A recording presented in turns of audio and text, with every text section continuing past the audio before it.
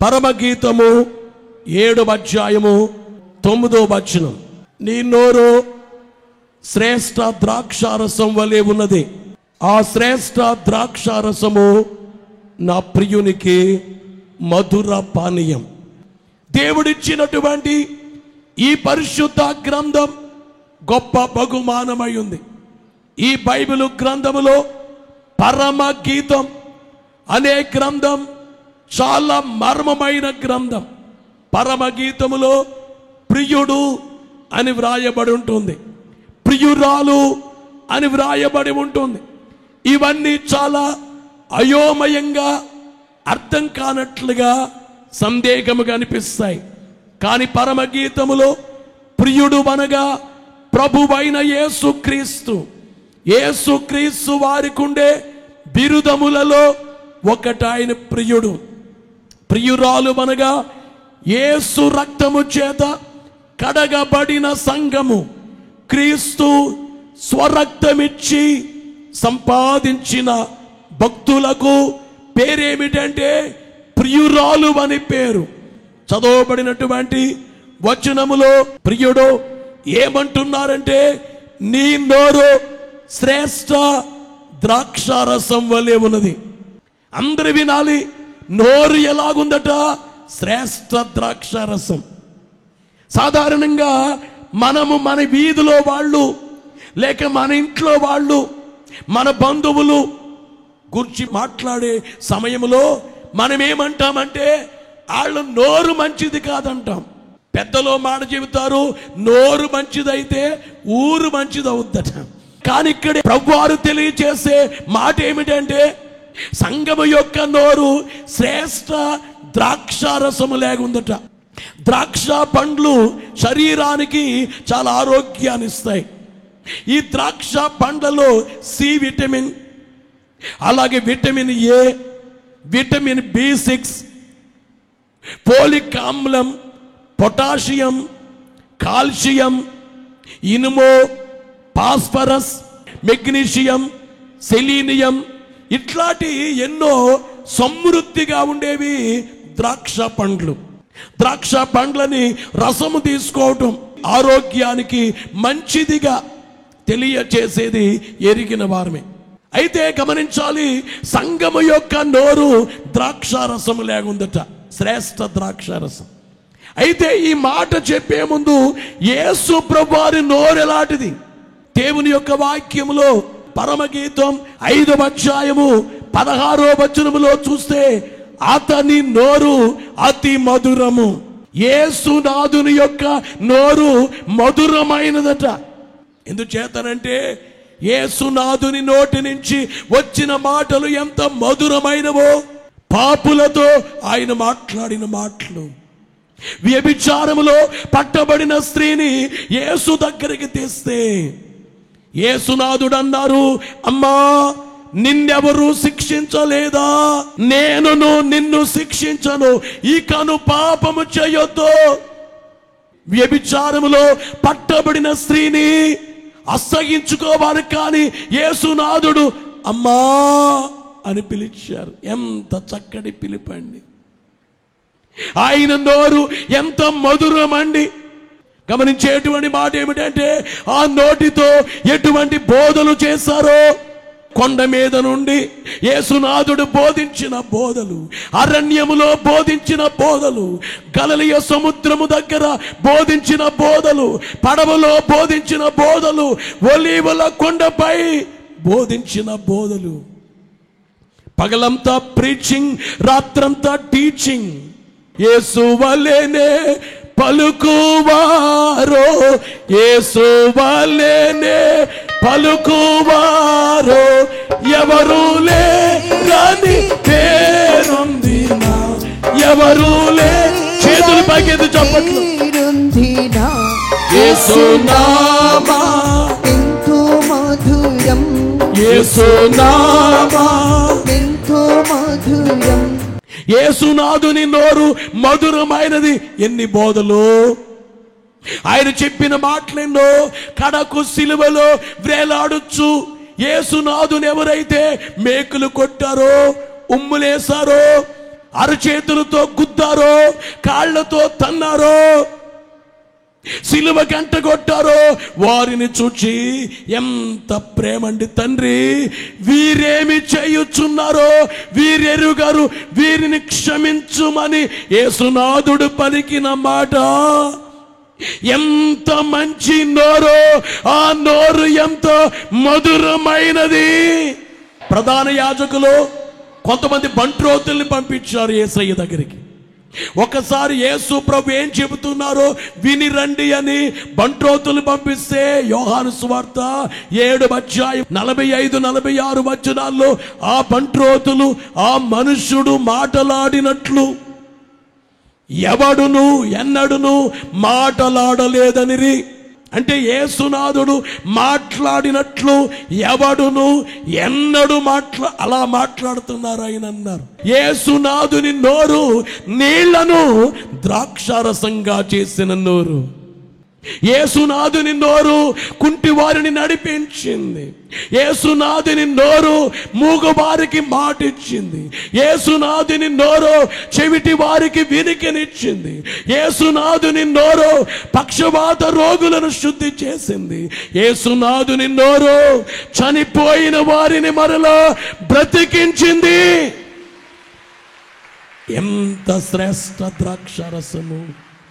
యేసునాథుడే సమాధిలో ఉండే లాజరునే 4 రోజులైంది, లాజరు బయటికి రా అనగానే లాజరు బయటకు వచ్చాడు.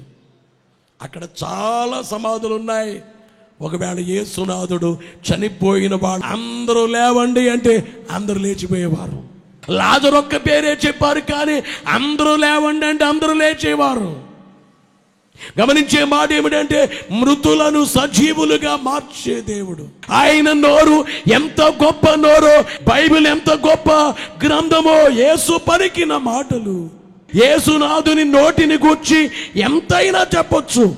అందుకే నేను అంటాను, 2000 సంవత్సరాలుగా యేసు ప్రభునికి చెబుతున్నారు కానీ ఇంకా ఎంత చెప్పినట్లు. అమ్మ చెప్పిన మాట రెండోసారి చెబుతూ ఉంటే కొడుకులు ఏమంటారు, కుమార్తెలు చెప్పావు కదమ్మా, మళ్ళీ రెండోసారి విసిగిస్తున్నావు చెప్పి అంటారు. మీ ఫ్రెండ్ చెప్పిందే చెబితే రెండోసారి చెబుతున్నా, విన్నాను కదా ఎందుకంటే రెండోసారి అంటారు. కానీ బైబిల్ ఉందే, ఎన్నిసార్లు చెప్పినా కానీ ఇంకా వినాలి అనబడే గ్రంథము బైబిల్. ఎంతమంది ఎన్నిసార్లు ఎన్ని సంవత్సరాలు చెప్పినా బోలో యేసు మహారాజుకు. ఎంత గొప్ప గ్రంథము బైబిల్, యేసు పలికినటువంటి మాటలు ఉన్నటువంటి గ్రంథం.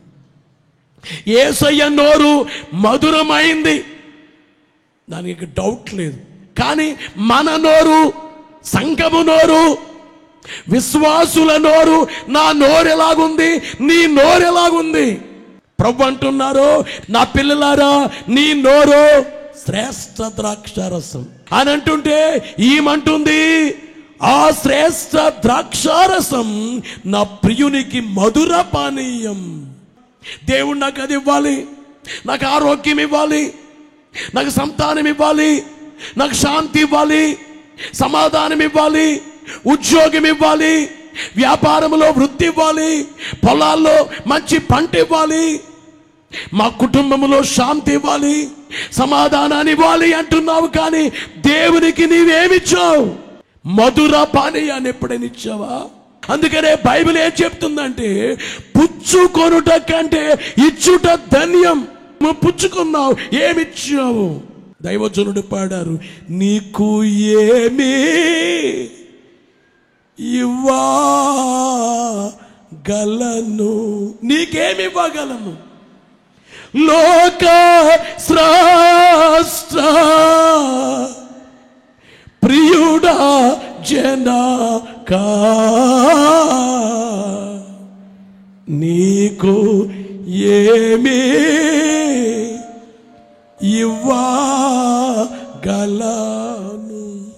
ఏమి నీకు ఇవ్వాలనైనా దేవునికిచ్చే మధుర పానీయం ఏమిటి?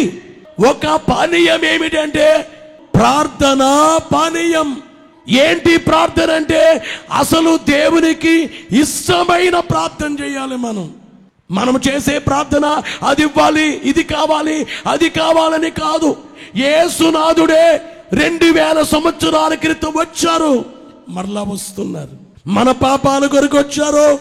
మన పాప భారాన్ని, వ్యాధి భారాన్ని, శిక్ష భారాన్ని వహించడానికి వచ్చారు, మరలా వస్తున్నారు. యేసునాథుడు మరలా రెండోసారి వస్తున్నారు. మనము నమ్మినా నమ్మపోయినా యేసు వచ్చేస్తున్నారు. యేసు త్వరగా వచ్చుచున్నారు. అయితే మనమేమనాలి?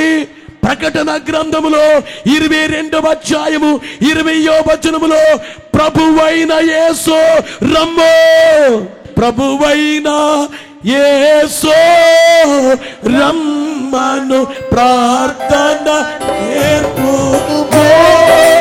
ప్రభువా, ప్రభువైన యేసు రమ్మను ప్రార్థన నేర్పుమో.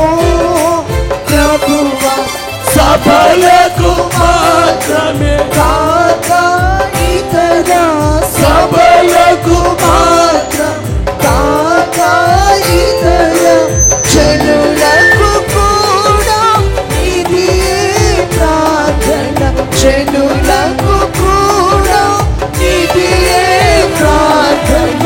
త్వరగా యేసు త్వరగా రమ్మో తండ్రి.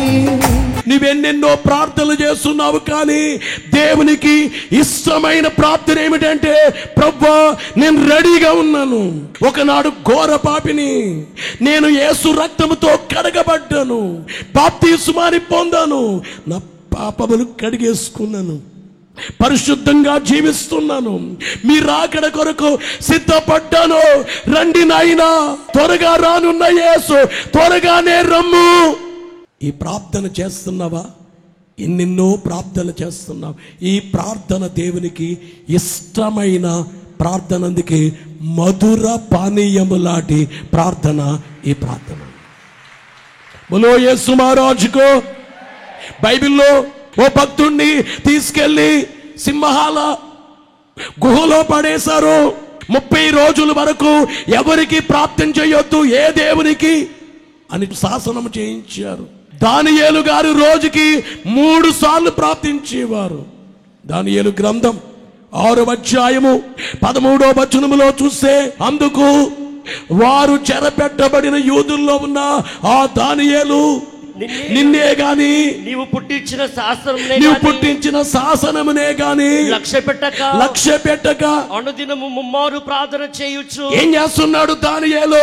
3 సార్లు ప్రార్థన చేస్తున్నాడు రోజుకి. మీ అందరిని అడుగుతున్నాను, ఎన్నిసార్లు ప్రార్థన చేస్తున్నావు రోజుకి? కొంతమంది ఎంత విచిత్రమైన ప్రార్థనలు చేస్తారో తెలుసా? తెల్లవారు లేచి తండ్రి నాయనా దేవా అని అనుకుని వెళ్ళిపోతారు. కనీసం మంచం దిగిన తర్వాత మోకాలు ఉంచరు. కొంతమంది మంచం దిగ్గానే మొబైల్ చూసుకుంటారు, మంచం దిగ్గానే న్యూస్ పేపర్ చూస్తారు. ఎంత విచిత్రం అండి! మంచము దిగగానే మొదట మోకాళ్ళుని మన తండ్రిని తలంచుకొనుట. మంచము దిగ్గానే దేవుని తలంచుకోవాలి, సృష్టికర్త అయిన దేవుణ్ణి. మంచి పనుల నీటిని మించిన పని అవును, మంచి పనుల నీటిని మించిన పని అవును, కొంచెమైనను భర్త తీర్చుట సరికాదు. దానియేలు అలా మంచం దిగ్గానే మోకరించి, మంచం పైకి వెళ్ళే ముందు మోకరించి. అదే కాదు ఆయన అలవాటు, రోజుకి కొంతసేపు మోకరించి దేవునితో గడుపుతాడు. దానియేలు గారికి ఉండే అలవాటు ఏమిటంటే, ఉదయం కొద్దిసేపు ప్రార్థనలో ఉంటాడు, మధ్యాహ్నం ఉంటాడు, రాత్రికి ఉంటాడు. ఆ దానియేలుని తీసుకెళ్లి సింహాల గుహలో పడేసినా కానీ సింహాలు దానియేలుని ఏమీ చేయలేకపోయాయి. దానియేలుని దేవుడు కాపాడారు. బోలో యేసు మహారాజుకు. దేవదాసువయ్య గారు అనే గొప్ప భక్తుడు అన్నారు, సింహాల గుహలో పడవేయబడిన దానియేలు అనే ప్రార్థనా పరుడు అగ్నిలాగా కనిపించాడట. అగ్నిలాగా కనిపించాడు కనుక సింహాలు ఏమీ చేయలేకపోయాయి. దానియేలు చేసిన ప్రార్థనే దేవునికి మధురమైనది. ఓనాటి కాలంలో యేసును గూర్చి బోధిస్తుంటే శపన్నే రాళ్లతో కొట్టేశారు. శరీరం అంతా రాళ్ల దెబ్బలు. కానీ 7వ అధ్యాయము 60వ వచనములో అపోస్తలుల కార్యాలు, మోకాళ్ళుని ప్రభువా వారి మీద ఈ పాపము మోపకమని గొప్ప శబ్దముతో పలికెను. వినాలి, శపం ఎప్పుడు ప్రార్థన చేస్తున్నారో శరీరం అంతా రాళ్ల దెబ్బలు తగిలినా గాని దేవునికి ప్రార్థన మానలేదు. ఇదే దేవునికి మధుర పానీయము, ఇష్టమైనది. అపోస్తలుల కార్యముల గ్రంథం 12వ అధ్యాయం 5వ వచనములో పేతురు చెరసాలలో ఉంచబడెను. సంఘమైతే అతని కొరకు అత్యాశక్తితో దేవునికి ప్రార్థన ఏం చేస్తుంది? సంఘము ఏడవడం లేదు. మీ ఇంట్లో కష్టాలు వస్తే నీవేం చేస్తావు? ఏడుస్తావు. నీ స్నేహితులకో, నీ బంధువులకో, మీ అమ్మగారికో, నాన్నగారికో చెప్పడం కాదు, మోకాళ్ళ మీద ఉండి దేవునికి చెప్పు. సంఘం ఏం చేస్తుంది? అయ్యో మా గురువు గారే, పేతురు గారే జైల్లో ఉన్నారు అయ్యో అని ఏడవడం కాదు. ఆ ఏడ్చేదేదో దేవుని దగ్గర ఏడవడం, మోకాళ్ళుని ఏడవడం. అమ్మా, నీ భర్త నిన్ను బాగా బాధ పెడుతున్నాడా? ఏం చెయ్యాలో తెలీదా? దేవుని దగ్గరికి వెళ్ళి నువ్వు ఏడవమ్మా. మనుషుల దగ్గర ఏడవకు, పక్కింటోడి దగ్గర ఏడవకు. పక్కింటి వాడి దగ్గర ఏడ్చి నీ ఏడుపు విని పక్కకెళ్ళి నవ్వుకున్నారు. నీకు తెలుసా? నీకు వాళ్ళకా నువ్వు చెప్పేది? నీ మీద అసూయపడేవాడుక చెప్పేది? ఇంకా బాధ కావాలనేవాడుక? నిన్ను ప్రేమించే దేవునికి నీ కష్టమేమిటో అంతా దేవునికి చెప్పు. ప్రభునందు ప్రియులారా, ప్రభు అయిన యేసు రమ్ము అనే ప్రార్థనే దేవునికి మధుర పానీయం.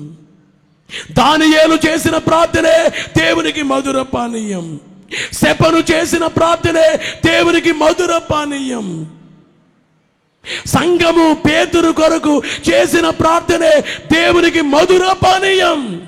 ఈ జూన్ నెల 22 నుంచి 26 వరకు ఆ పండుగల కొరకు మీరు దేవునికి మధుర పానీయాన్ని ఇవ్వాలి.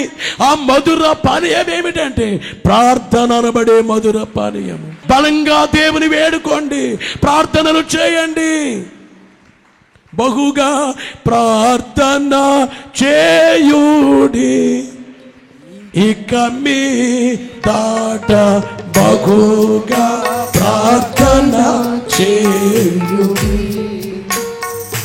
బహుగా ప్రార్థన చేసి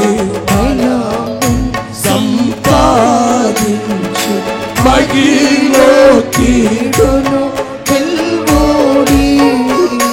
దేవునికెప్పుడు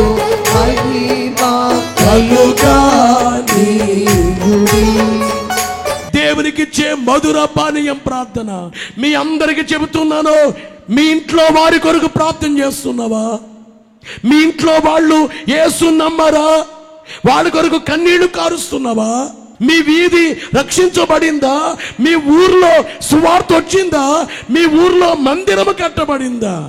ప్రపంచ పటములు సిలువ జెండా రేపరేపలాడేటట్లు ప్రార్థించాడు.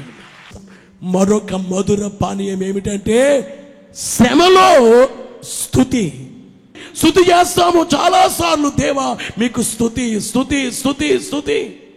మనందరం స్తుతి చేయాలి. స్తుతి ఇక్కడి నుంచి లేచి పరలోకానికి వెళ్ళాలి. స్తుతి దేవునికి ఓ మధుర పానీయములాడిది. బైబిల్లో యోబున్నాడు. 10 మంది పిల్లలు చచ్చిపోతే, ఆస్తులన్నీ పోతే, గాడిదలు ఎద్దులన్నీ పోతే, పశువులన్నీ పోతే దేవుని స్తుతించాడు. అది దేవునికి మధుర పానీయం ఆ స్తుతి. యోబు గ్రంథములో 1వ అధ్యాయము 21, 22 వచనాల్లో నేను నా తల్లి గర్భములో నుండి దిగంబరినై వచ్చి తిని, దిగంబరినై ఎక్కడికి వెళ్ళేదను, యెహోవా ఇచ్చెను, యెహోవా తీసుకొని పోయెను, యెహోవా నామమునకు స్తుతి కలుగును గాక. బోలో యేసు మహారాజుకు. సమూయేలు 2వ గ్రంథం 22వ అధ్యాయం 1వ వచనములో చూస్తే, యెహోవా తన్ను సౌలు చేతిలో నుండి తన శత్రువులందరి చేతిలో నుండి తప్పించిన దినమున దావీదు ఈ గీత వాక్యములను చెప్పి యెహోవాను స్తోత్రించెను. అతడిట్లనెను, యెహోవా నా శైలము, నా కోట, నా రక్షకుడు.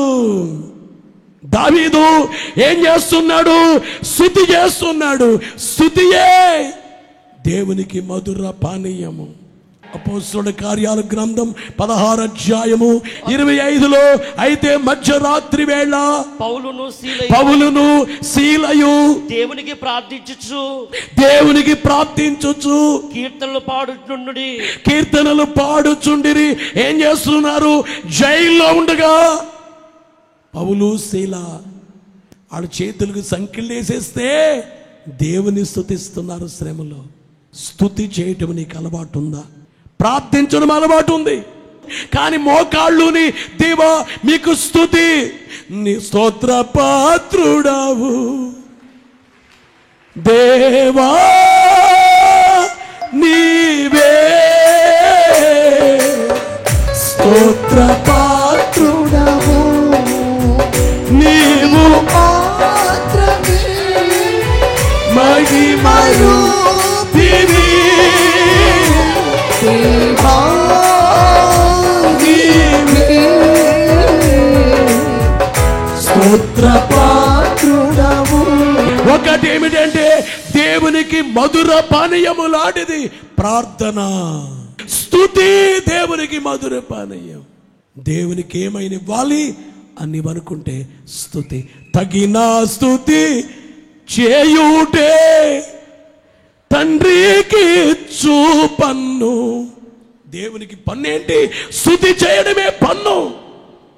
ఆఖరిగా దేవునికి మధుర పానీయం ఏమిటంటే దేవుడు పరిశుద్ధుడు, దేవుడు పాపము లేనివారు. యోహాను సువార్తలో 8:46లో, నాయందు పాపమున్నదని మీలో ఎవడు శాపించును అన్నారు. పాపము లేని దేవుడు. పాపులంటూ కొనిన పాపమంటూ కొనని పావన నరుడగు దేవుడెవరో. పాపులు అంటుకొనిన పాపం అంటుకొని దేవుడెవరు? యేసునాథుడే. యేసయ్యకి మధుర పానీయం ఇవ్వాలంటే ఏమివ్వాలి? ఆ వ్యభిచారములో పట్టబడిన స్త్రీని ఏమన్నారు? అమ్మా, నిన్నెవరూ శిక్షించలేదా?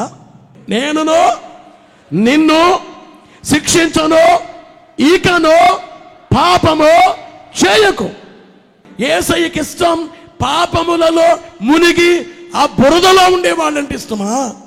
ఎన్ని ప్రసంగాలిన్నా మారరు చూడు, వాళ్ళిష్టమా? పేతురు రాసినటువంటి మొదటి పత్రిక 1వ అధ్యాయం 14వ వచనములో, నేను పరిశుద్ధుడునయ్యున్నాను గనుక మీరును పరిశుద్ధులయ్యుండుడని వ్రాయబడి ఉన్నది. దేవుడు ఏమంటున్నారంటే, నేను పరిశుద్ధుణ్ణి, మీరు పరిశుద్ధులుగా ఉండాలి. పరిశుద్ధులుగా ఉండడమే దేవునికి మధుర పానీయం. నువ్వు ప్రార్థన చేస్తున్నావు, స్తుతి చేస్తున్నావు, మంచిది, కానీ పరిశుద్ధత ఉందా హృదయంలో? పాపం మానవా?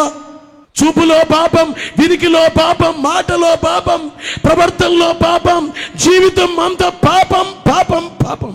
యేసునాథుడు అనే మాట, నేను పరిశుద్ధుణ్ణి, మీరు పరిశుద్ధంగా ఉండండి. యేసయ్యకే మనం ఇష్టం, కానీ మన లోపల పాపం ఆయనకి ఇష్టం లేదు.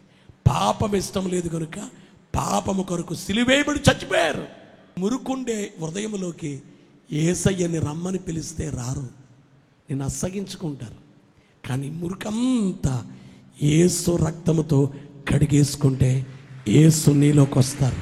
పరిశుద్ధతే ఆయనకి ఇష్టం. మొదటి పానీయము ప్రార్థనా పానీయం, రెండోది స్తుతి పానీయం, మూడోది పరిశుద్ధతే పానీయం. ఈ పానీయాలు దేవునికి ఇద్దాం.